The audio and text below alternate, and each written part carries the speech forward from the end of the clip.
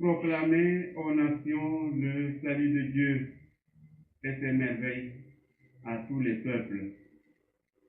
Il est grand, le Seigneur, grande est sa gloire. Chers frères et sœurs en Christ,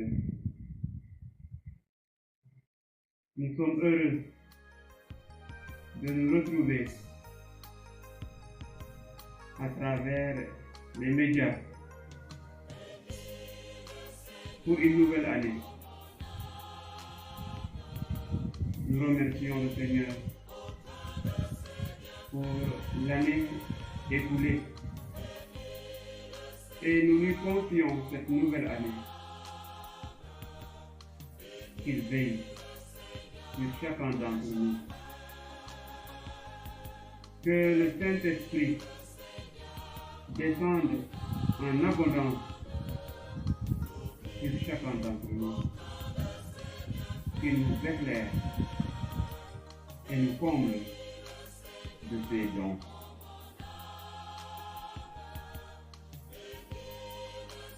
Nous savons aussi que nous ne sommes pas toujours fidèles à l'alliance. Demandons au Seigneur de nous pardonner.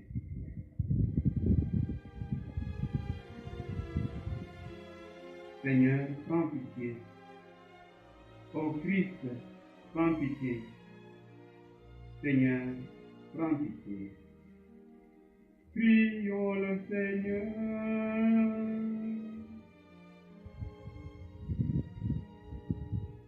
Seigneur, pour que l'œuvre du Christ se poursuive jusqu'à la fin des temps, tu as fait de ton Église le signe du salut que tu offres à tout homme.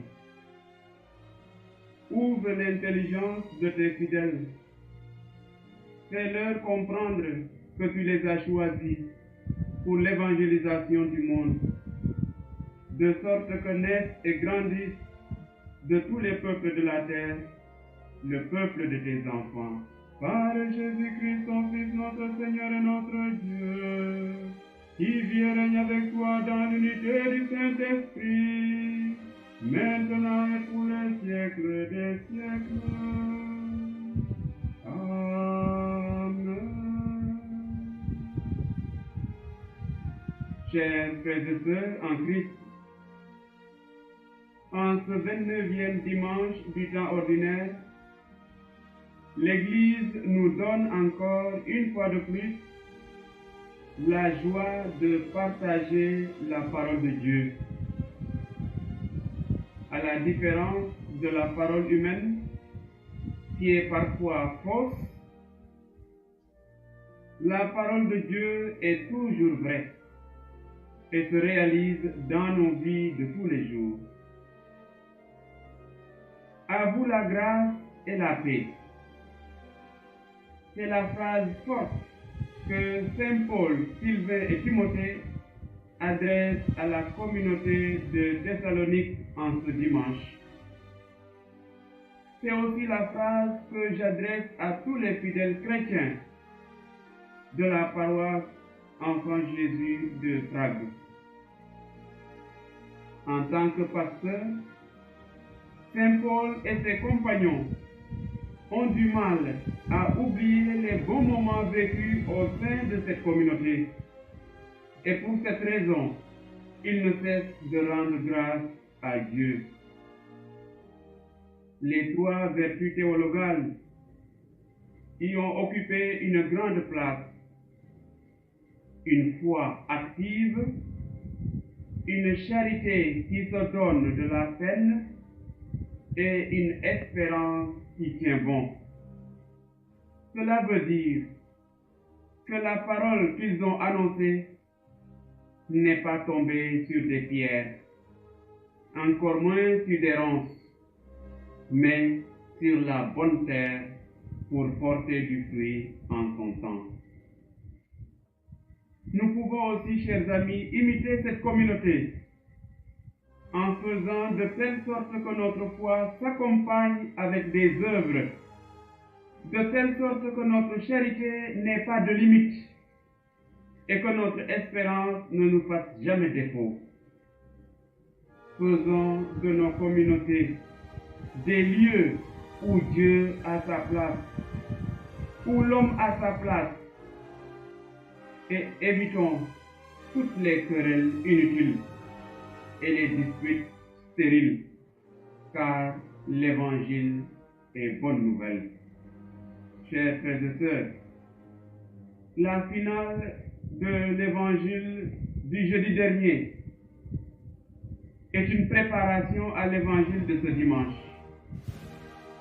Saint Luc nous disait ceci: quand Jésus fut sorti de la maison, les scribes et les pharisiens commencèrent à s'acharner contre lui et à le harceler de questions. Ils lui tendaient des pièges pour traquer la moindre de ses paroles. Et un de ces pièges demeure cette question: est-il permis, oui ou non, de payer l'impôt à César, l'empereur? Mais avant cette question, il tient d'abord à reconnaître les qualités de Jésus, un homme vrai, qui enseigne le chemin de Dieu en vérité, qui ne se laisse influencer par personne, qui ne juge pas selon les apparences. S'ils croient bien en ce qu'ils disent, ils doivent bien savoir qu'il leur sera très difficile de le piéger, de le faire tomber. À la question totale, oui ou non, Jésus répond par l'adage: rendez à César ce qui est à César et à Dieu ce qui est à Dieu.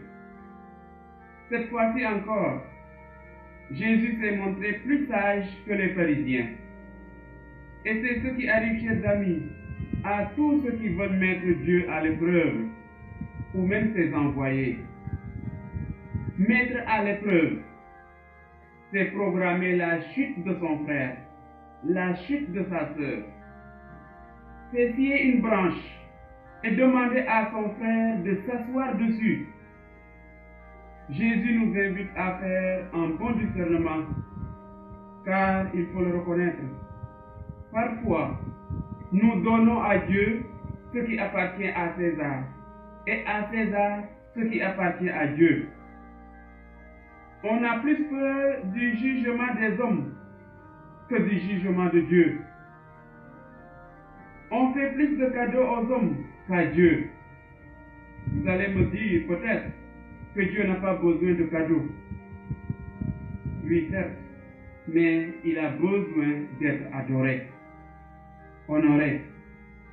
Écoutez, notre devoir envers la société, nous devons l'accomplir en tant que chrétiens, sans oublier notre devoir envers Dieu, qui doit toujours avoir la première place dans notre vie. La tentative des pharisiens a échoué. Et c'est ce qui arrive à tout homme qui veut faire du mal à son prochain. Il finit toujours par échouer, car Dieu ne sera jamais du côté du mal. Seigneur, donne-nous la grâce de ne jamais te comparer à qui que ce soit, à quoi que ce soit sur cette terre. Donne-nous la grâce de travailler pour ton règne, aujourd'hui et pour les siècles des siècles. Amen. Chers frères et sœurs, merci pour ce temps d'échange. Et nous vous encourageons et espérons que d'ici peu de temps, nous allons nous revoir à l'Église. Et que Dieu Tout-Puissant vous bénisse, le Père, le Fils et le Saint-Esprit. Amen. Allez et demeurez dans la paix de Christ. Bon dimanche à tous et sainte semaine.